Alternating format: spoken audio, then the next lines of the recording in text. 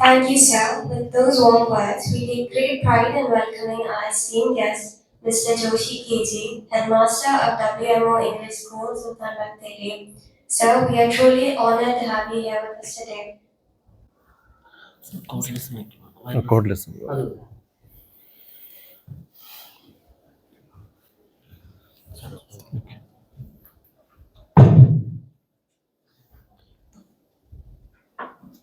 എത്രയും സ്നേഹം നിറഞ്ഞ ജൻസി മുത്തുകളെ,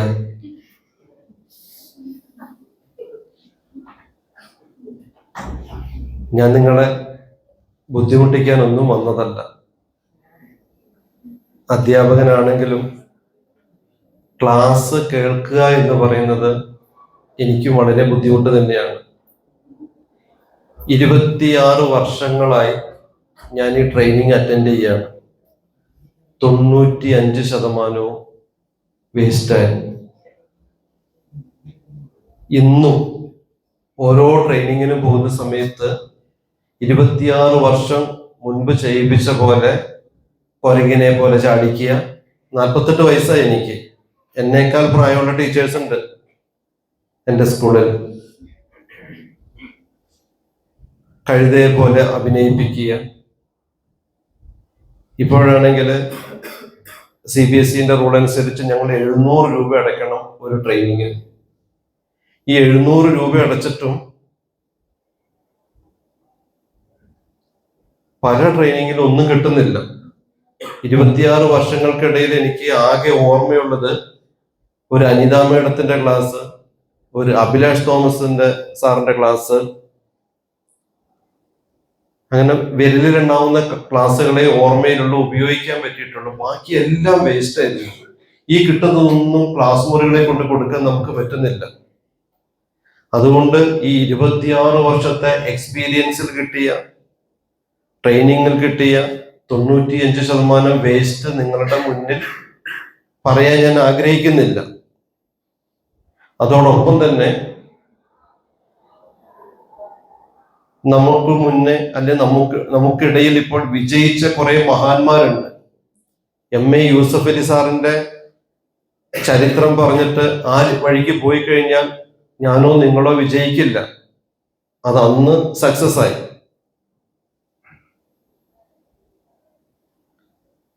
സന്തോഷ് ജോർജ് കുളങ്ങര സാറിനെ പോലെ വീഡിയോ എടുക്കാൻ ഈ കാലഘട്ടത്തിൽ ഞാൻ ഇറങ്ങി ചെന്നാൽ ആ രീതിയിൽ വിജയിക്കില്ല. കാരണം പുത്തൻ സംവിധാനങ്ങളുമായിട്ടൊക്കെ ഒത്തിരി പേരുണ്ട്. അപ്പൊ നിങ്ങൾക്ക് ഒരു ട്രെയിനിങ് തരാനല്ല ഞാൻ ഉദ്ദേശിക്കുന്നത്. ഇതിനു മുൻപ് വിജയിച്ചവരുടെ ജീവ ചരിത്രങ്ങളോ കഥകളോ പറയാനും ആഗ്രഹിക്കുന്നില്ല. ആ കഥകളിലൂടെയൊക്കെ പോയാൽ അതിലെ നായകനോ വില്ലനോ ആവാൻ നമുക്ക് സാധിക്കില്ല. നമ്മുടെ കാലം മാറി. നമ്മുടെ ജെൻസിയാണ് അല്ലേ? ഞാൻ കൂടെ കൂടുകയാണ്. നിങ്ങളുടെ ഇടയിൽ നിൽക്കുമ്പോൾ അതിന്റെ ഒരു വൈബ്രന്റ് എനിക്കും ഫീൽ ചെയ്യുന്നുണ്ട്. കഴിഞ്ഞ ദിവസം ഞാൻ ലോക എന്ന് പറയുന്ന സിനിമ കണ്ടു. നിങ്ങൾ കണ്ടായിരുന്നോ? കള്ളിയങ്കാട്ട് നീലി വരെ അഡ്വാൻസ്ഡ് ആയി. ഫ്രിഡ്ജിലാണ് ബ്ലഡൊക്കെ വെച്ചിരിക്കുന്നത് ദാഹിക്കുമ്പോൾ കുടിക്കാൻ. പുതിയൊരു മോട്ടിവേഷനോ പുതിയ ഏതെങ്കിലും ഒരു ഐഡിയോ ആയിട്ട് ഞാൻ നിങ്ങളുടെ ഇടയിലേക്ക് വന്നു കഴിഞ്ഞാൽ നിങ്ങൾ അതെല്ലാം യൂട്യൂബിൽ കണ്ടിട്ടുണ്ടാവും അല്ലേ? ഇൻസ്റ്റയിൽ കണ്ടിട്ടുണ്ടാവും. എനിക്ക് മാത്രമല്ല നിങ്ങൾക്കും പഴയ ഐഡിയാസുമായിട്ട് മുന്നോട്ട് പോയാൽ ഒരു രക്ഷയുണ്ടാവില്ല. പുതിയ ഐഡിയാസ് വേണം. A+B² അല്ലെങ്കിൽ sin θ cos θ ഇങ്ങനത്തെ കുറെ നിയമങ്ങളൊക്കെ പഠിച്ചിട്ട് നമ്മൾ മുന്നോട്ട് പോയിട്ടുണ്ടെങ്കിലോ. ഇതിനു മുമ്പുള്ളവരൊക്കെ വിജയിച്ചു. നമുക്ക് നമ്മുടെ സക്സസിന് നമ്മൾ വഴി കണ്ടെത്തണം. എൻ്റെ മകന് ഇവിടെ അഡ്മിഷൻ എടുക്കാൻ വന്ന സമയത്ത് അവൻ ആദ്യം കോളേജ് ഇഷ്ടപ്പെട്ടില്ല. അപ്പോ ഇവിടുത്തെ ഒരു PG സ്റ്റുഡന്റ് വന്നിട്ട് പറഞ്ഞു വൈഫൈ ഫ്രീ ആണ്. മൊബൈൽ ഉപയോഗിക്കുന്നതിന് ഒരു ബുദ്ധിമുട്ടുമില്ല. 10 രൂപയ്ക്ക് കുത്തിരി കഞ്ഞി കിട്ടും, അൺലിമിറ്റഡാ. അതുവരെ കോളേജ് വേണ്ട എന്ന് പറഞ്ഞ അവൻ എന്നോട് പറഞ്ഞു എനിക്ക് ഈ കോളേജ് മതിയെന്ന്. അവൻ എന്റെ നാട്ടിൽ മൊത്തം പറഞ്ഞു ഇവിടെ വന്നു കഴിഞ്ഞാൽ സൈക്കിളിൽ കയറിയിട്ട് ചുറ്റിക്കറങ്ങി കാണാം. ഒരാഴ്ച കഴിഞ്ഞപ്പോ പറഞ്ഞു അപ്പൊ സൈക്കിള് കൂട്ടി വെച്ചു, സൈക്കിൾ എടുക്കാൻ പറ്റുന്നില്ല. ഒരു ദിവസം എന്നോട് പറഞ്ഞു ഞാൻ വന്നു 2 മിനിറ്റ് ലേറ്റായി, സെക്യൂരിറ്റി കടത്തി വിടുന്നില്ല. ഞാൻ പറഞ്ഞു സാരല്ല ക്ഷമിക്ക്.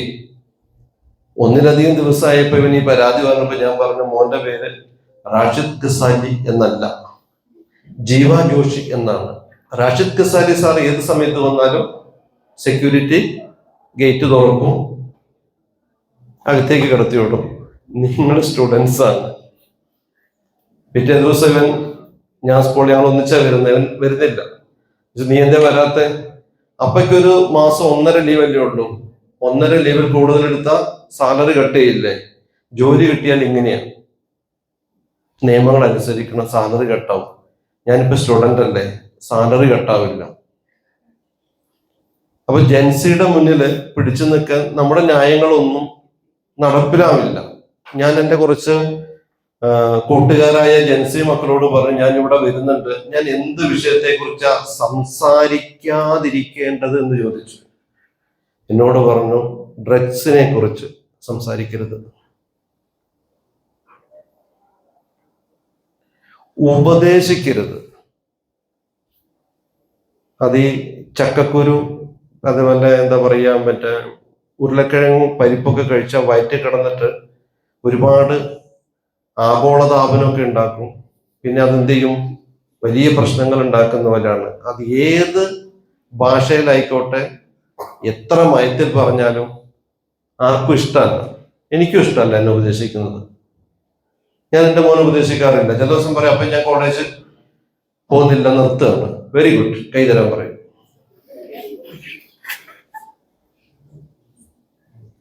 കുറച്ച് ഞാൻ പിന്നെ എന്താ ചെയ്യണ്ടേ? ഞാൻ അത് നീ തീരുമാനിക്കണം, നീ എന്നേക്കാൾ ബുദ്ധിയുള്ളവനാണ്. തർക്കിക്കാൻ വരുമ്പോ ഞാൻ പറയും ഞാൻ 2 തരത്തിലുള്ള ആൾക്കാരോട് തർക്കിക്കില്ല, എന്നേക്കാൾ ബുദ്ധിയുള്ളവരോടും എന്നേക്കാൾ ബുദ്ധി കുറഞ്ഞവരോടും. അപ്പൊ അവൻ വിചാരിക്കും ഞാൻ തർക്കിക്കാതിരിക്കുമ്പോ അവൻ എന്നേക്കാൾ ബുദ്ധി ഉണ്ടെന്ന്, ഞാൻ വിചാരിക്കും അവൻ എന്നേക്കാൾ ബുദ്ധി കുറവാണെന്ന്. അപ്പൊ അവിടെ ഒരു പ്രശ്നമില്ലാതെ ഇങ്ങോട്ട് പോകും.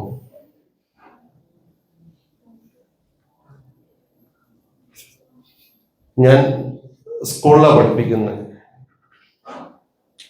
10ാം ക്ലാസ്സില് ഇപ്പോൾ ഭയങ്കര വിഷമാണ് ഈ കോമഡി പറയാൻ. നമുക്കെല്ലാം പിള്ളേർ യൂട്യൂബ് ഇൻസ്റ്റന്നൊക്കെ കിട്ടില്ല, നമുക്ക് പുതിയത് കിട്ടുന്നില്ല. ഏത് കിട്ടിക്കഴിഞ്ഞാലും ചിരിക്കുന്നില്ല. അങ്ങനെ ഞാൻ കുറെ പഴയ ഒരു കോമഡി പറഞ്ഞപ്പോ ക്ലാസ്സിൽ എല്ലാവരും ചിരിച്ചു. 10ാം ക്ലാസ്സിൽ പഠിക്കുന്ന അയാൻ മാത്രം ചിരിക്കുന്നില്ല. 2-3 പ്രാവശ്യമായപ്പോ ഞാൻ ഇവനോട് ചോദിച്ചു നീ എന്തായാലും ഞാൻ കോമഡി പറഞ്ഞിട്ട് ചിരിക്കാതെ, നിനക്ക് എല്ലാ പ്രശ്നം എന്തെങ്കിലും ഉണ്ടോ എന്ന്. എന്റെ പൊന്ന് സാറേ, സാർ എന്റെ ഉമ്മാനെ പഠിപ്പിച്ചതാ, തസ്ലീമ എന്നാ പേര്. ആ തസ്ലീമേന്റെ മോനാ ഞാൻ. സാറ് പറഞ്ഞ കോമഡിയൊക്കെ ഉമ്മ വീട്ടിലിടയ്ക്ക് പറയാറുണ്ട്. അപ്പോൾ ഞാൻ വിചാരിച്ചു ഞാൻ ഒരുപാട് മാറണം, അഡ്വാൻസ്ഡ് ആവണം എന്ന് വിചാരിച്ചു.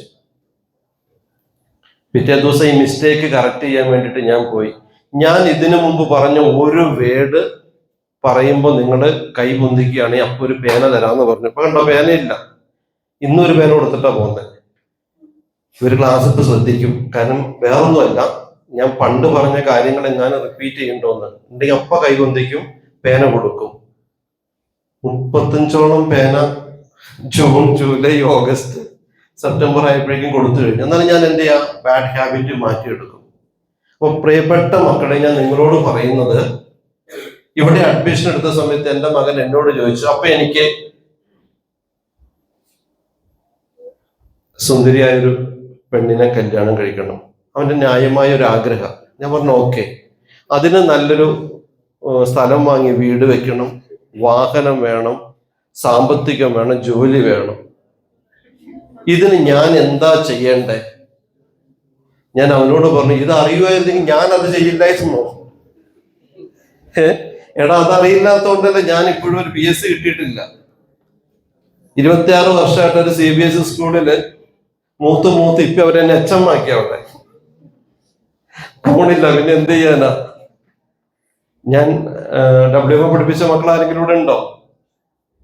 റിപ്പീറ്റ് വരാതിരിക്കാൻ വേണ്ടി ചോദിക്കുന്നതാണ്. അപ്പൊ ഞങ്ങൾക്ക് അറിയാവുന്നതിന്റെ മാക്സിമം അടവും പയറ്റിയിട്ടാണ് ഇപ്പോഴൊക്കെ ഞങ്ങൾ ഇങ്ങനെ നിൽക്കുന്നത്. അപ്പൊ ഞങ്ങൾ പയറ്റിയ അടവൊന്നും നോക്കിയാൽ നിങ്ങൾ ജീവിതത്തിൽ രക്ഷപ്പെടില്ല.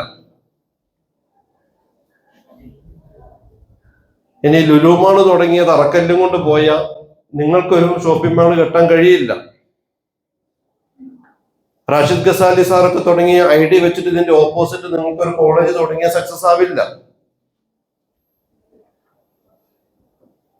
സക്സസ് ആകണമെങ്കിൽ നമുക്കുള്ള വഴി നമ്മൾ കണ്ടെത്തണം. എന്റെ മോൻ പറഞ്ഞു എന്നോട്, ഒരു കട തുടങ്ങിയാലോ നാട്ടുപുറത്തുനിന്ന്. ഞാൻ പറഞ്ഞു വെരി ഗുഡ്, നല്ല ഐഡിയ. കാരണം അല്ലാന്ന് പറഞ്ഞാൽ തർക്കിക്കാൻ വരും, പിന്നെ നമ്മുടെ സമയം കളയുന്നേ. പിറ്റേ ദിവസം പറഞ്ഞവൻ, അപ്പൊ കട തുടങ്ങിയ ഒരു പ്രശ്നമുണ്ട്, കടം പോകും, നാട്ടുകാരാണ്, അപ്പൊ നമുക്ക് അങ്ങനെ കൊടുക്കാതിരിക്കാൻ പറ്റില്ല, കട പൂട്ടിപ്പോകും. ഞാൻ പറഞ്ഞു വെരി ഗുഡ്, ഇതാണ് കട തുടങ്ങണ്ട. പിന്നെ പറഞ്ഞു ടൗണിൽ തുടങ്ങിയാലോ എന്ന്. പിറ്റേ ദിവസം അതിന്റെ കുറെ ബുദ്ധിമുട്ടുകൾ അവൻ പറഞ്ഞു. ബുദ്ധിമുട്ടുകളില്ലാതെ ഇവിടെ ഒന്നുമില്ലല്ലോ. പിന്നെ അവൻ പറഞ്ഞു കേരളത്തിൽ ഒന്നും ശരിയാവില്ല അപ്പേ. ഞാൻ പറഞ്ഞു നീ കർണാടകയിലേക്ക് പോകും, അല്ലെ തമിഴ്നാട്ടിലേക്ക് പോകും. അവൻ കർണാടകയിലേക്ക് പോവാൻ നോക്കി, തമിഴ്നാട്ടിലേക്ക് പോവാൻ നോക്കി, അവിടെ ഒക്കെ ഇതാണ്. ഇപ്പൊ കാനഡയിൽ എത്തി നിൽക്കുക ഡിഗ്രി കഴിയുമ്പോൾ. ഞാൻ പറഞ്ഞു ഈ ലോകത്തിന്റെ ഏത് മുക്കിലേക്ക് വേണമെങ്കിലും പറന്നോളൂ, എന്ത് ഐഡിയ ഉണ്ടെങ്കിലും വേണമെങ്കിലും സ്വന്തമായി കണ്ടെത്തിയിട്ട് ഇംപ്ലിമെന്റ് ചെയ്തോളൂ. നിങ്ങൾക്ക് അതിനുള്ള സാഹചര്യങ്ങളുണ്ട്.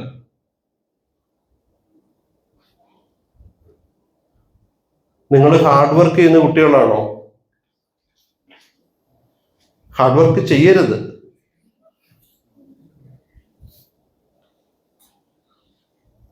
മാഡം വിചാരിക്കണ്ടാവും ഞാനെ വിളിച്ചു കുടുങ്ങിയിട്ടോ ഒന്ന്.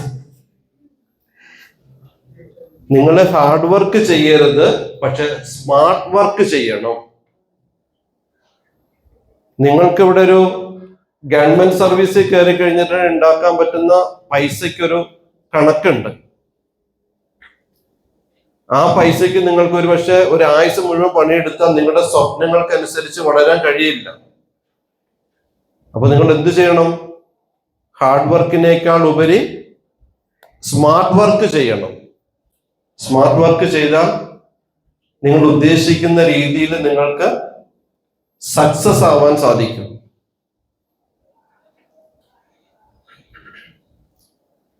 പ്രണയിച്ചിട്ടുണ്ടോ നിങ്ങൾ?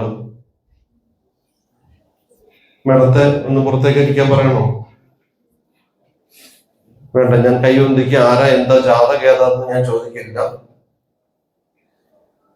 എൻ്റെ ഒരു സംശയം ഞാൻ നിങ്ങളോട് ചോദിക്കുകയാണ്. നമുക്ക് ഏത് പ്രായത്തിൽ പ്രണയിക്കാം? അതിനൊരു ഏജ് ലിമിറ്റ് ഉണ്ടോ? ഏജ് ലിമിറ്റ് ഉണ്ടോ? കാരണം ഞാനൊക്കെ സ്കൂളിൽ എന്താണെന്നറിയോ, ചില പ്രണയ കേസൊക്കെ പിടിക്കുന്ന സമയത്ത് എന്താ പറയുക, പ്രണയിക്കണ്ടെന്ന് പറയാൻ പറ്റുമോ, അല്ലെ സപ്പോർട്ട് ചെയ്യാൻ പറ്റുമോ?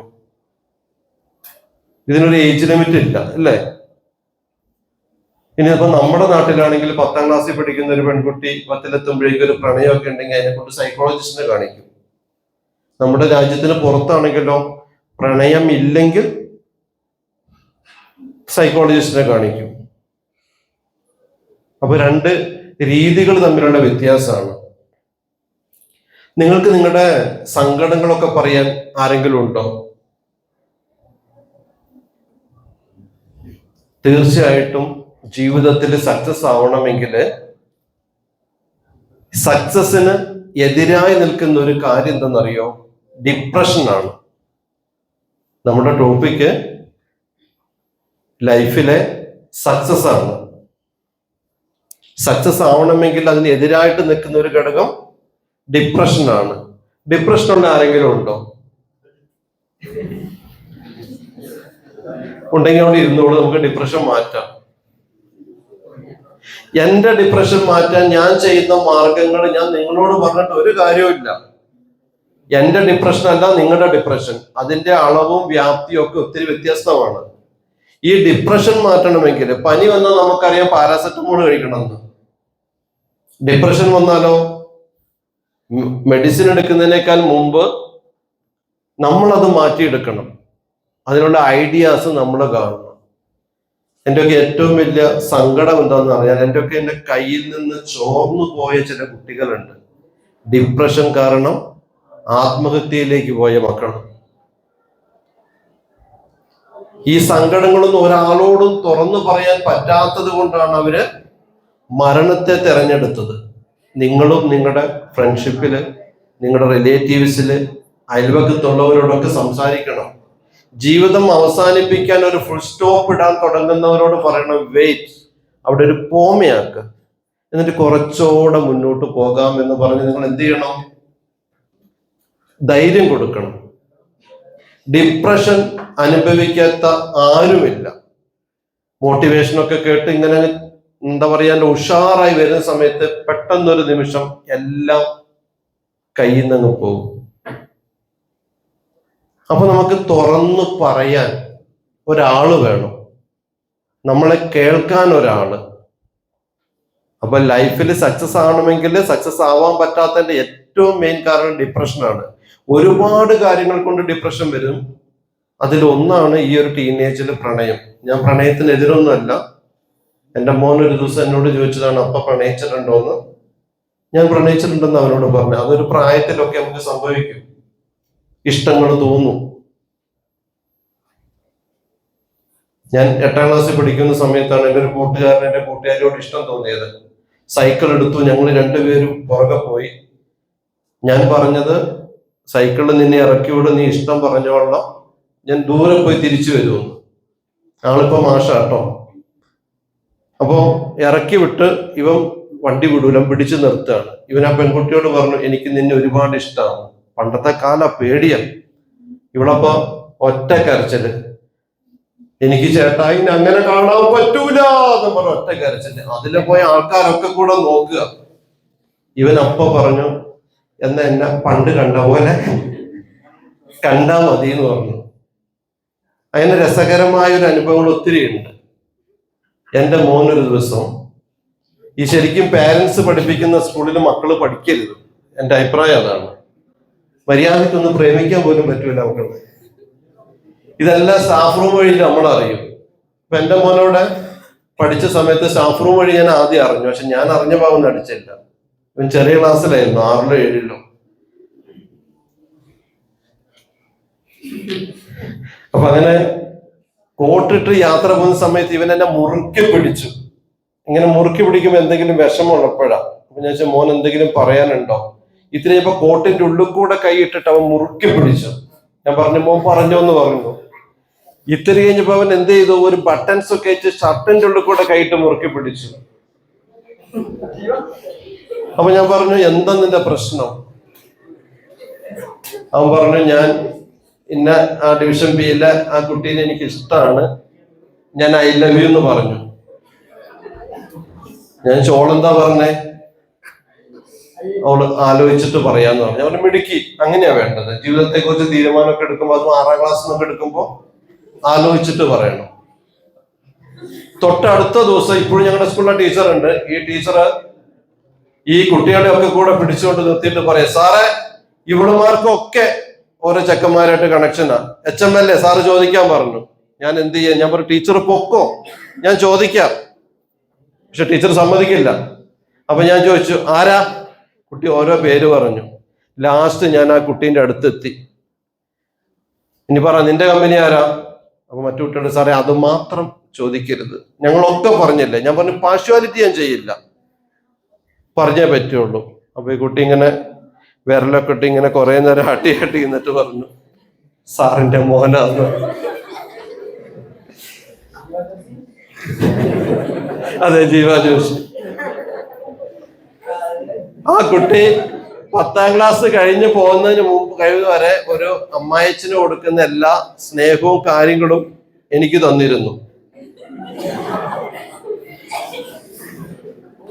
പിന്നീട് ഈ സംഭവങ്ങളെല്ലാം ഇങ്ങനെ പോയി. അത് അതിന്റെ സമയത്ത് ഉണ്ടാവും. ഈ പ്രണയത്തെക്കുറിച്ച് ഞാൻ ഫേസ്ബുക്കിലൊക്കെ പേര് വെക്കാതെ എഴുതിയിടുകയൊക്കെ ചെയ്തു. പിന്നീട് അവൻ ടീനേജിലേക്ക് വന്ന് കുറെ കഴിഞ്ഞ സമയത്താണ് എന്നോടുള്ള സ്നേഹവും കാര്യങ്ങളൊക്കെ കുറഞ്ഞു വന്നു. അപ്പൊ ഞാൻ വിചാരിച്ചു അടുത്ത തേപ്പ് കിട്ടുമ്പോ വരുമെന്ന് വിചാരിച്ചു. പറഞ്ഞ പോലെ അടുത്ത തേപ്പ് കിട്ടി, ആള് വന്നു. എന്നോട് പറഞ്ഞു സഹിക്കാൻ പറ്റുന്നില്ല അപ്പേ. അങ്ങനെ ഞാൻ അവനെയും കൂട്ടിയിട്ട് നേരെ എന്ത് ചെയ്തു, വീടിനടുത്തുള്ള ഒരു കൂപ്പിലേക്ക് പോയി. അവൻ സങ്കടങ്ങൾ ഒരുപാട് എന്നോട് പറഞ്ഞു. ഞാൻ ആ കുട്ടിയെ വിളിച്ചു, കാര്യങ്ങളൊക്കെ സംസാരിച്ചു. ഒരു കാര്യമില്ല, അതാ വഴി പോയി. അപ്പൊ ഞാൻ പറഞ്ഞു വരുന്നതിന്റെ ഒറ്റ കാര്യത്തിലേ ഉള്ളൂ മക്കളെ, നിങ്ങൾ പാരൻസുമായിട്ട് നിങ്ങൾ എല്ലാ കാര്യങ്ങളും ഷെയർ ചെയ്യാറുണ്ടോ? എല്ലാ കാര്യങ്ങളും രക്ഷിതാക്കളുമായിട്ട് നിങ്ങൾ എന്ത് ചെയ്യണം? ഷെയർ ചെയ്യണം. പക്ഷെ എല്ലാ രക്ഷിതാക്കളും ഒരുപക്ഷെ അത് കേൾക്കാൻ തയ്യാറായിന്ന് വരില്ല. അപ്പൊ ഡിപ്രഷൻ എന്ത് ചെയ്യണം? കുറയണമെങ്കിൽ നമ്മുടെ മനസ്സിന്റെ വിങ്ങലുകൾ നമ്മൾ ആരോടെങ്കിലുമൊക്കെ എന്ത് ചെയ്യണം? ഷെയർ ചെയ്യണം. അപ്പൊ പ്രണയത്തെക്കുറിച്ച് നമ്മളത് പറഞ്ഞു. ഡിപ്രഷന്റെ ഒരു കാരണം പ്രണയമാണ്. രണ്ടാമത്തെ കാര്യം, ഈ ഇരിക്കുന്ന നിങ്ങളെല്ലാവരും ജീവിതത്തിൽ ഒരുപോലെ സക്സസ് ആവുമെന്ന് കരുതുന്നുണ്ടോ? നിങ്ങൾ ഒരിക്കലും ഒരുപോലെ സക്സസ് ആവില്ല, ആരും ആവില്ല.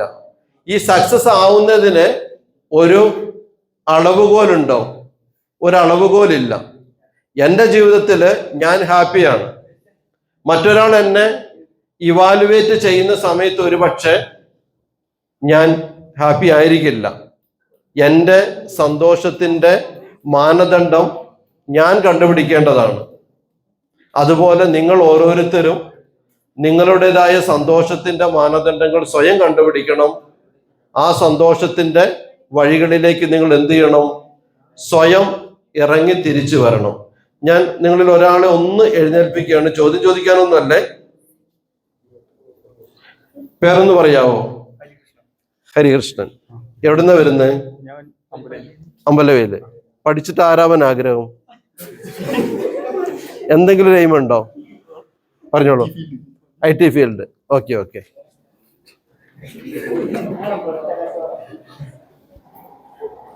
ഇതിൽ പാട്ട് പാടുന്ന ആരെങ്കിലും ഉണ്ടോ?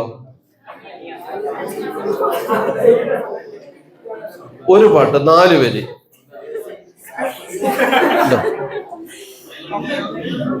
4 വരി.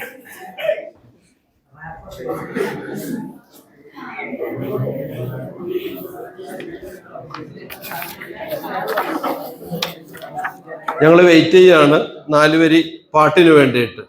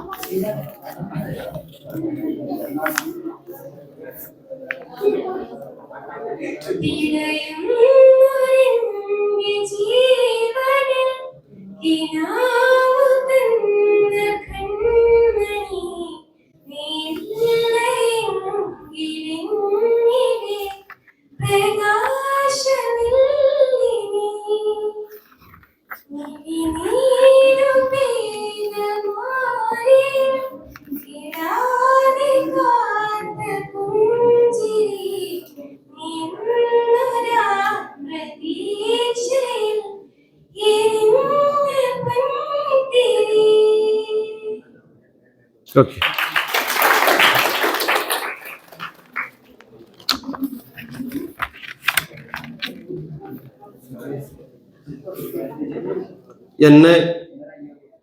എൻ്റെ രണ്ടാമത്തെ വേദിയാണ് ഇത്. ഇതിനു മുമ്പ് ഒരിക്കൽ ഞാൻ ഇവിടെ വന്നിട്ടുണ്ട്. ഇത് രണ്ടാമത്തെ പ്രാവശ്യമാണ് ഈ വരുന്നത് ഈ സെയിം ഹോളില്. ഇതിനു മുമ്പ് എന്നെ കണ്ടവരാരെങ്കിലും ഉണ്ടോ ഇതില്?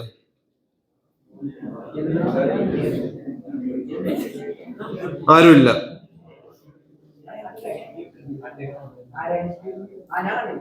ഓക്കെ, സന്തോഷം.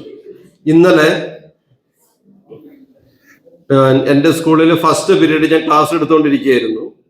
അപ്പോൾ ഒരു ഫോൺ കോൾ വന്നു. വൈഫിന് BP കൂടി, ഹോസ്പിറ്റലിൽ അഡ്മിറ്റ് ആക്കി വേഗം ചെല്ലാൻ പറഞ്ഞു. അപ്പൊ ഞാൻ കൈനാട്ടിയുള്ള ഗവൺമെന്റ് ഹോസ്പിറ്റലിലേക്ക് പോയി. ഞാൻ ചെന്ന സമയത്ത് അവിടെ വളരെ സങ്കടകരമായ ഒരു അവസ്ഥ. വൈഫിന്റെ അല്ല, ഒരു ചെറിയ പെൺകുട്ടി കുറേ മെഡിസിൻ എടുത്ത് കഴിച്ചു. സൂയിസൈഡ് അറ്റംപ്റ്റ് ആയിരുന്നു. മൂക്കിലൂടെയൊക്കെ ട്യൂബ് ഇട്ട് വളരെ ക്രിട്ടിക്കലായ ഒരു സ്റ്റേജ് കാര്യങ്ങളൊക്കെ ആയിരുന്നു അവിടെ. ഞാൻ ഈ ഡിപ്രഷനെ കുറിച്ച് കൂടുതൽ സംസാരിക്കാൻ ഇന്നൊരു ടോപ്പിക്ക് തിരഞ്ഞെടുക്കാനുള്ള ഒരു മെയിൻ കാരണവും അത് തന്നെയായിരുന്നു. ഞാൻ പ്രണയത്തെക്കുറിച്ചൊക്കെ പറഞ്ഞല്ലോ. ഒരിക്കൽ ഒരിടത്ത് ഞാൻ ക്ലാസ് എടുക്കാൻ പോയ സമയത്ത് എൻ്റെ ഇൻട്രൊഡക്ഷൻ ഒക്കെ കഴിഞ്ഞ സമയത്ത്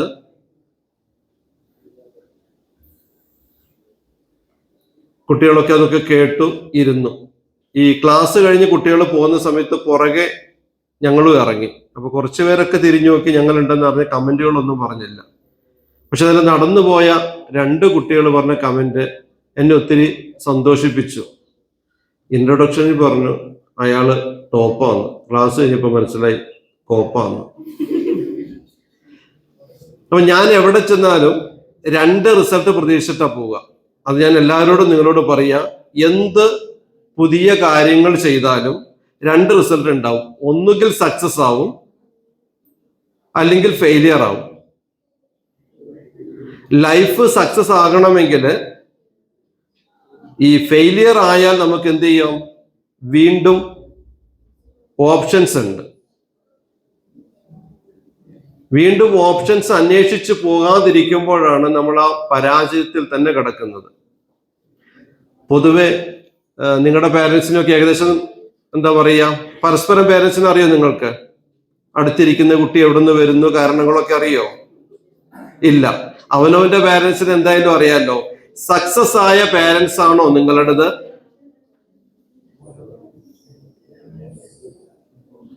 നിങ്ങൾക്കതിലൊരു ആൻസർ ഇല്ല. കാരണം സക്സസ് എന്ന് പറയുന്നത് അവനവൻ കണ്ടെത്തുന്ന പരിധിക്കുള്ളിലാണ്. മറ്റൊരാളുടെ കാര്യങ്ങളിൽ മറ്റൊരാൾ നമ്മളെ അന്വേഷിച്ച് വരുന്ന സമയത്ത്, അല്ലെ നമ്മളുടെ സക്സസിനെ കുറിച്ച് അന്വേഷിക്കുന്ന സമയത്ത് അതിലൊരു എന്താ പറയുക, ഒരു കമ്പാരിസൺ വരും. ഈ കമ്പാരിസൺ വരുന്ന സമയത്ത്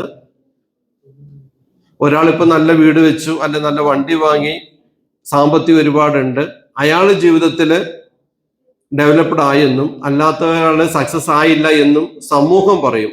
പക്ഷെ അതിലുപരി സാമ്പത്തികം കൊണ്ട് മാത്രം നമുക്ക് സക്സസ് ആവാൻ കഴിയില്ല. ഇന്നത്തെ നിലവിലെ സാഹചര്യങ്ങളിൽ മാനസിക ആരോഗ്യം ഇല്ലാത്ത, അതല്ലെങ്കിൽ മാനസിക ആരോഗ്യം കുറഞ്ഞു വരുന്ന ഒരു തലമുറ വളർന്നു വരികയാണ്. പേപ്പർ ന്യൂസൊക്കെ വായിക്കുമ്പോൾ നിങ്ങൾക്ക് അറിയാമല്ലോ, ഇപ്പൊ കഴിഞ്ഞ മാസം സംഭവിച്ചതാണ്. ബാംഗ്ലൂര് ഭർത്താവ് രാവിലെ ദോശ ഉണ്ടാക്കി കൊടുക്കാൻ പറഞ്ഞു, ഭാര്യ പറഞ്ഞു പുട്ടുണ്ടാക്കിയാൽ മതി എന്ന് പറഞ്ഞു, വഴക്കായി, മരണമായി. അതുപോലെ ഇപ്പൊ ഏറ്റവും ലേറ്റസ്റ്റ് ഒരു ന്യൂസ് വന്നതാണ്, തിയേറ്ററിൽ സിനിമയ്ക്ക് പോയി, കുട്ടിയെ മറന്നു വെച്ച് അടുത്ത തിയേറ്ററിൽ പോയി സിനിമ കണ്ടപ്പോൾ തിരിച്ചു പോന്നു. വലിയ തിരക്കിലാണ് ഈ ലോകം, വലിയ ഡിപ്രഷനിലാണ്. ഇന്നലകളെ കുറിച്ചുള്ള നമ്മളുടെ അതിയായ വ്യഗ്രതയാണ് ഡിപ്രഷനിലേക്ക് കൊണ്ടെത്തിക്കുന്നത്. ഇന്നലകളെ നമുക്കൊന്നും ചെയ്യാൻ സാധിക്കില്ല. ഇനി നാളെയെക്കുറിച്ചോ ഒരുപാട് ആലോചിച്ച് കൂട്ടുന്ന സമയത്താണ് ആങ്സൈറ്റി വരുന്നത്. ഇപ്പൊ ഞാൻ പറഞ്ഞല്ലോ, ഇന്നലെ ഹോസ്പിറ്റലിൽ പോയിന്ന്. ഞാൻ ചെന്ന സമയത്ത് കാഷ്വാലിറ്റിയിലാണ് വൈഫ്, തീരെ വയ്യ. അപ്പൊ ഞാൻ ചോദിച്ചു, എന്നെ മനസ്സിലായോ? ഒരു ചെറിയ BP ഒന്ന് കൂടിയേ ഉള്ളൂ. മനുഷ്യന്റെ അവസ്ഥ ഓരോ നിമിഷവും ഇതുപോലെ വ്യത്യസ്തമായി കൊണ്ടിരിക്കുകയാണ്. എനിക്കൊരൊറ്റ പോയിന്റ് നിങ്ങളോട് പറയാറുള്ളൂ. നിങ്ങൾ ഒരു ദിവസം ഉറങ്ങുന്നതിന് മുൻപ് ഒരാളോടും ക്ഷമിക്കാതെ ഉറങ്ങരുത്. ലൈഫ് സക്സസ് ആവാനുള്ളൊരു കാര്യമാണ്. ആരോട് എന്ത് പിണക്കമുണ്ടെങ്കിലും അത് പറഞ്ഞു തീർത്ത് ഉറങ്ങണം. നാളെ എന്ന് പറയുന്ന ഒരു ദിവസം നമ്മുടെ ലൈഫിലുണ്ടോ എന്നറിയില്ല. ലൈഫിൻ്റെ സക്സസിലേക്ക് നടന്നു കയറുന്ന സമയത്ത് ഇത്തരം ഡിപ്രഷൻ ഒഴിവാക്കാനുള്ള കാര്യങ്ങൾ എപ്പോഴാണോ നമുക്ക് ഡിപ്രഷൻ തോന്നുന്നത്, ഡിപ്രഷൻ ഏത് സാഹചര്യത്തിലും നമുക്ക് തോന്നാം. ഞാനൊരിക്കൽ ഇപ്പൊ ബത്തേരി മുനിസിപ്പാലിറ്റിയാണ്, ബത്തേരി പഞ്ചായത്തായിരുന്ന സമയത്ത് സെക്രട്ടറിയെ കാണാൻ വേണ്ടി ചെന്നു. ഒരു ദിവസം ക്ലർക്കിനോട് ഒരു കാര്യം പറഞ്ഞത് ചെയ്തു തരാൻ ക്ലർക്ക് പറഞ്ഞു സെക്രട്ടറിയുടെ പെർമിഷൻ ഉണ്ടെങ്കിലേ ചെയ്തു തരാൻ പറ്റുള്ളൂ. ആ ഓഫീസിന്റെ പുറത്ത് ഹാഫ് ഡോറിന് പുറത്ത് കുറേ നേരം ഞാൻ കാത്തു നിന്നു. May come in sir, may come in sir. ഈ മനുഷ്യൻ ഒറ്റയ്ക്ക് അതിൻ്റെ ഉള്ളിലുള്ളു, ഫയലൊക്കെ നോക്കിക്കൊണ്ടിരിക്കുക. കേട്ടിട്ട് മൈൻഡ് ചെയ്തില്ല. ലാസ്റ്റ് ഞാൻ ഹാഫ് ഡോർ തള്ളി തുറന്ന് അകത്തേക്ക് കയറി ചെന്നിട്ട് പറഞ്ഞു, സർ ഐ ആം കമ്മിങ്. അയാൾ എന്നിട്ടും മൈൻഡ് ചെയ്തില്ല. വീണ്ടും ഞാൻ പറഞ്ഞു, സാർ എൻ്റെ പേര് ജോഷി, ഞാനൊരു അധ്യാപകനാണ്, ഞാൻ ഇന്ന ആവശ്യത്തിന് വന്നതാണ്, ഞാൻ ചോദിച്ചില്ലല്ലോ. അത് കേട്ടപ്പോൾ എന്ത് ചെയ്തു? ഡിപ്രഷനായി, കലിപ്പായി. ഞാനും എൻ്റെ വായിൽ തോന്നിയത് എന്തൊക്കെയോ അദ്ദേഹത്തോട് പറഞ്ഞു. എന്നെങ്കിലും ഒരിക്കൽ സർവീസിനൊക്കെ പെൻഷൻ ആകുമ്പോൾ നമുക്ക് കാണാം, അന്ന് നിങ്ങളെ ഈ പറയുന്ന പെരുമാറ്റ മര്യാദകൾ ഞാൻ പഠിപ്പിച്ചു തരാമെന്ന് പറഞ്ഞു. അപ്പൊ സാഹചര്യങ്ങൾ വരുന്ന സമയത്ത് നമ്മൾ എത്ര മോട്ടിവേറ്റ് ചെയ്യാൻ ശ്രമിച്ചാലും നമ്മൾ പെട്ടെന്ന് എന്ത് ചെയ്യും? നമ്മുടെ ദേഷ്യം കൂടും. ഇത്തരം സാഹചര്യങ്ങളൊക്കെ വരുന്ന സമയത്ത്, പ്രത്യേകിച്ച് നിങ്ങളൊക്കെ ജെൻസി, ഈ പറയുന്ന 18, 19, 20 വയസ്സൊക്കെ ഉള്ള കുട്ടികളാണ്. എന്തിനേയും റിജക്റ്റ് ചെയ്യാൻ തോന്നും, എന്തിനോടും പ്രതികരിക്കാൻ തോന്നും. അതൊന്നും തെറ്റല്ല. പക്ഷെ ഇത്തരം പ്രതികരണങ്ങള്, ഇത്തരം ബുദ്ധിമുട്ടുകള് അതൊരു ഡിപ്രഷന്റെ സ്റ്റേജിലേക്ക് മാറുന്ന സമയത്ത് നിങ്ങൾ എന്ത് ചെയ്യണം?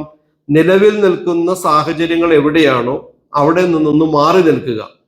നിലവിൽ നിങ്ങളെ അലട്ടുന്ന പ്രശ്നങ്ങൾ എന്താണോ അത് നിങ്ങളെ കേൾക്കാൻ മനസ്സുള്ള മറ്റൊരാളോട് എന്ത് ചെയ്യുക? സംസാരിക്കുക, ഉള്ളു തുറന്ന് സംസാരിക്കുക. നമ്മുടെ ലൈഫിനെ വണ്ടിയൊക്കെ റിപ്പയർ ചെയ്യുന്ന പോലെ, സർവീസ് ചെയ്യുന്ന പോലെ ഇടയ്ക്കൊക്കെ എന്ത് ചെയ്യണം? സർവീസ് ചെയ്തുകൊണ്ടിരിക്കണം, റിപ്പയർ ചെയ്തുകൊണ്ടിരിക്കണം. ഒരു ഷോക്ക് അബ്സോർബർ പോലെ ആയിരിക്കണം നമ്മുടെ ലൈഫ് എന്ന് പറയുന്നത്. ഇടയ്ക്കൊക്കെ ഒരേ അടികൾ കിട്ടും. ഒരു ഗട്ടർ വഴികളിലൂടെയുള്ള യാത്ര പോലെ ആയിരിക്കും. ഇത്തരം മാനസികമായി കിട്ടുന്ന പ്രശ്നങ്ങളെ നമ്മൾ എന്ത് ചെയ്യണം?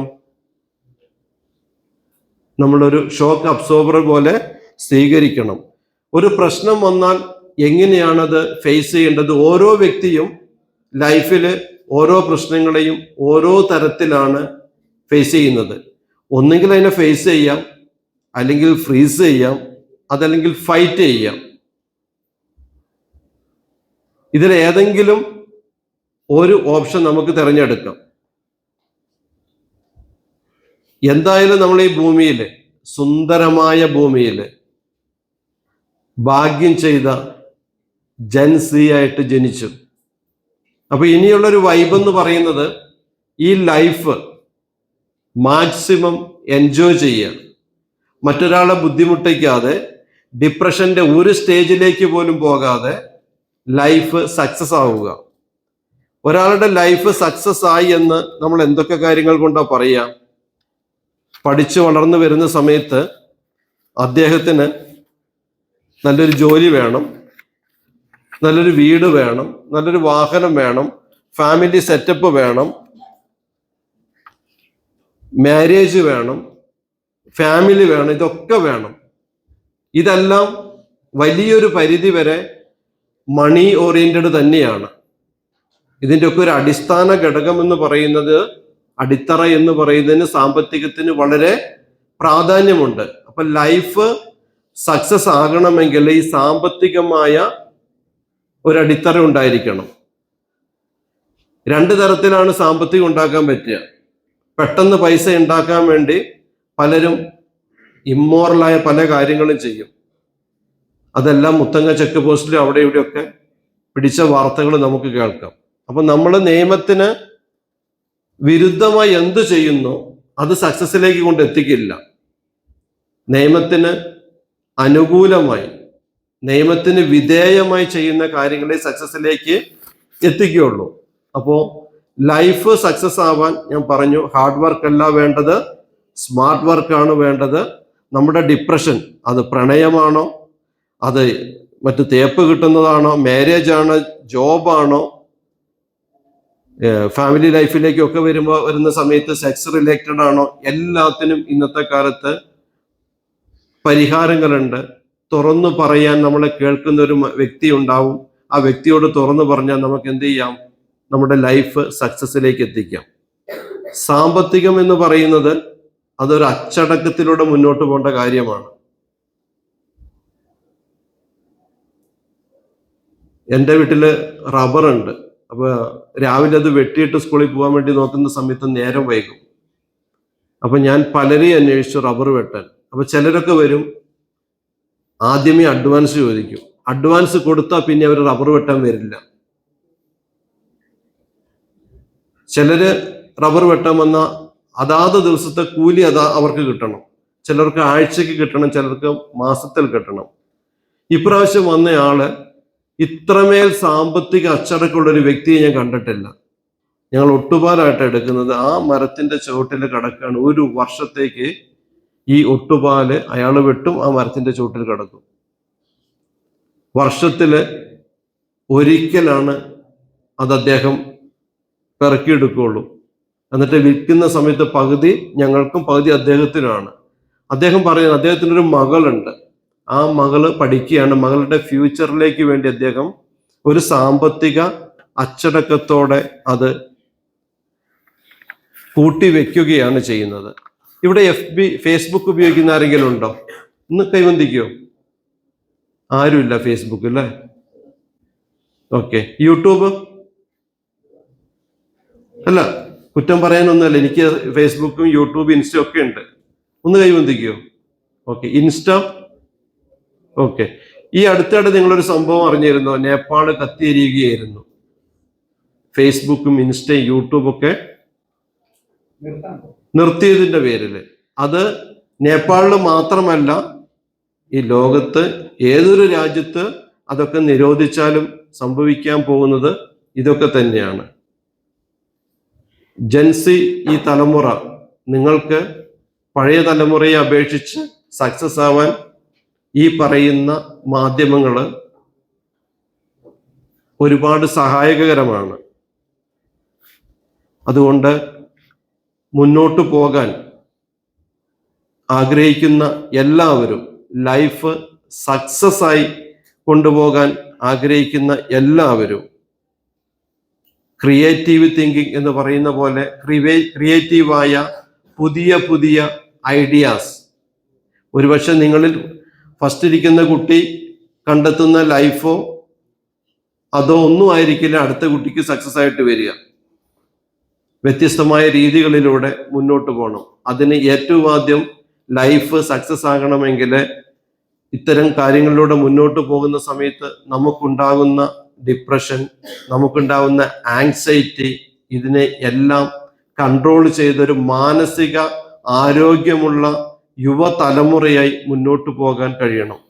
അതിന് പറ്റുന്ന ഓരോ ഘടകങ്ങൾ, അത് യാത്രകളായിരിക്കാം, വായനകളായിരിക്കാം, യോഗയായിരിക്കാം, മറ്റ് മെഡിറ്റേഷൻസ് ആയിരിക്കാം, നിങ്ങൾ തമ്മിലുള്ള ഫ്രണ്ട് സർക്കിൾ ആയിരിക്കാം. ഏതിലാണെങ്കിലും അതിൻ്റെ മൈൻഡ് പവർ, മാനസിക ആരോഗ്യം നിങ്ങൾ വർദ്ധിപ്പിച്ചെടുക്കണം. എൻ്റെ ഒരു സുഹൃത്തിൻ്റെ മോൻ ഈ പറഞ്ഞ പോലെ D.Pharm B.Pharm ഒക്കെ കഴിഞ്ഞിട്ട് ഒരു മെഡിക്കൽ ഷോപ്പിൽ വർക്ക് ചെയ്യാണ്. നന്നായി പഠിക്കുന്ന കുട്ടിയാണ്. മാസം 5000 രൂപ സാലറി കിട്ടുക. അത്രയ്ക്ക് കൊടുക്കുകയുള്ളൂ. പക്ഷെ ഇതിന്റെ ഓണർ ജസ്റ്റ് ഒരു 8ാം ക്ലാസ് വിദ്യാഭ്യാസം അദ്ദേഹത്തിനുള്ളൂ. അദ്ദേഹത്തിന് 3 മെഡിക്കൽ ഷോപ്പ് ഉണ്ട്.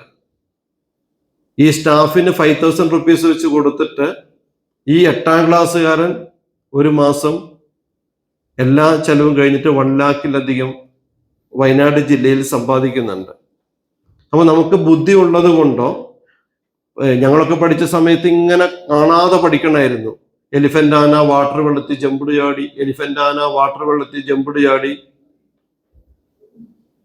ഇങ്ങനെ കാണാതെ പഠിച്ചു കൂട്ടി വരികയായിരുന്നു.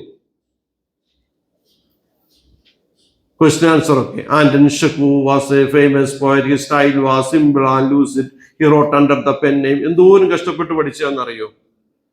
മലയാളത്തിലൊക്കെയാണെങ്കിൽ ഹേ പുഷ്പമേ അധിക തുങ്കപദത്തിൽ എത്ര ശോഭിച്ചിരുന്നിതൊരു രാജ്ഞി കണക്കേ നീ ശ്രീഭൂവിലസ്ഥിര സംശയമൊന്നു യാഭൂതിയെങ്ങു നീയെങ്ങു പുനരെങ്ങു കിടപ്പിതോർത്ത ലക്ഷണം 12 ആൽവസജൻ സതന്ത ഗുരുവും ശാർദൂല വിക്രീഡിതം. എൻ്റെ മക്കൾ എന്നോട് ചോദിക്കും, സാറേ ലൂയി 16 ഭാര്യയുടെ പേര് പിടിച്ചിട്ട് എന്താണ് കാര്യം ലൈഫില്? നമ്മുടെ സിലബസുകളിൽ കുത്തി നിറച്ചുകൊണ്ടിരിക്കുന്ന ഇതുപോലത്തെ വേസ്റ്റുകൾ കളയണ്ടല്ലേ എന്നൊക്കെ അവർ ചോദിക്കും. ജെൻസി എന്ന് പറയുന്ന ലൈഫ് സക്സസ് ആക്കാൻ ആഗ്രഹിക്കുന്ന ഈ തലമുറയ്ക്ക് ഒരുപാട് കാര്യങ്ങൾ ചെയ്യാൻ സാധിക്കും. കാരണം നിങ്ങളുടെ മുന്നിൽ അതിനുള്ള സോഴ്സ് ഉണ്ട്. പെട്ടെന്ന് ഗ്രോത്ത് വന്ന ഒരു തലമുറയാണ് നിങ്ങൾ. കണ്ണടച്ചു തുറക്കുന്ന നേരം കൊണ്ടെന്നൊക്കെ പറയുന്ന പോലെ അത്ഭുതാവഹമായൊരു വളർച്ചയാണ് നിങ്ങളിലുള്ളത്. പക്ഷെ ഒരു നെഗറ്റീവ് എന്ന് പറയുന്നത് മാനസികാരോഗ്യത്തിലുണ്ടാവുന്ന കുറവുകളാണ്. എനിക്ക് കിട്ടിയില്ലെങ്കിൽ അത് മറ്റൊരാൾക്കും വേണ്ട എന്ന പിടിവാശികള്, കടുംപിടുത്തങ്ങള്, അതൊരിക്കലും നമ്മുടെ ലൈഫ്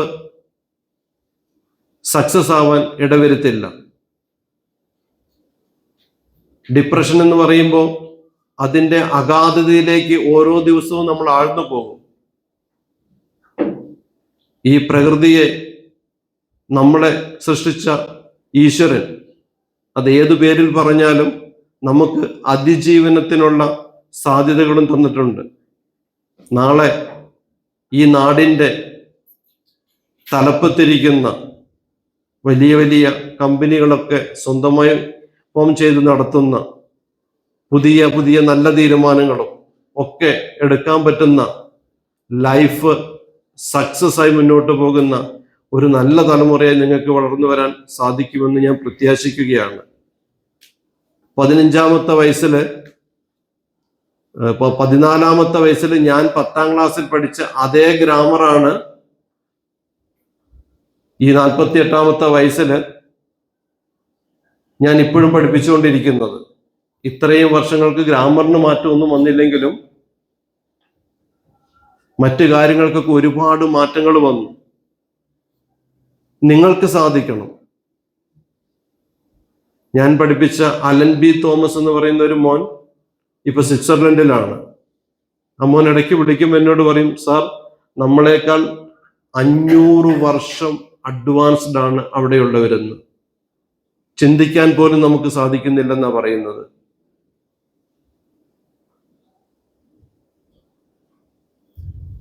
ലൈഫ് സക്സസ് ആകുമ്പോൾ മാനസികാരോഗ്യം കൂടെ ഉയരണം. അതിൻ്റെ വ്യാപ്തിയും വ്യക്തതയും വികസിക്കണം. ഇടുങ്ങിയ ചിന്താഗതികളിലേക്കും ഇടുങ്ങിയ മനസ്സിലേക്കും പോകരുത്. കൂടെയുള്ളവരെ ഉൾക്കൊള്ളാനും കൂടെയുള്ളവരെ കേൾക്കാനും മനസ്സിലാക്കാനും അതോടൊപ്പം നിങ്ങൾക്ക് വേണ്ടി കഷ്ടപ്പെടുന്ന നിങ്ങളുടെ രക്ഷിതാക്കളെ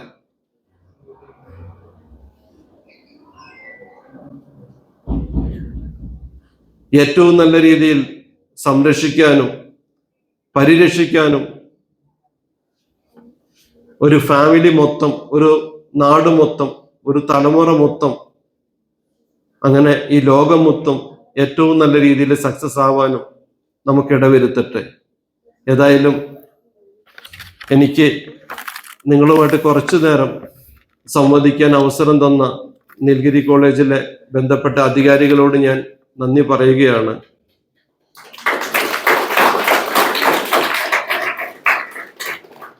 എന്നെ കേട്ട എൻ്റെ പ്രിയപ്പെട്ട ജൻസിയോടും എല്ലാ അർത്ഥത്തിലും നന്ദി പറയുന്നു.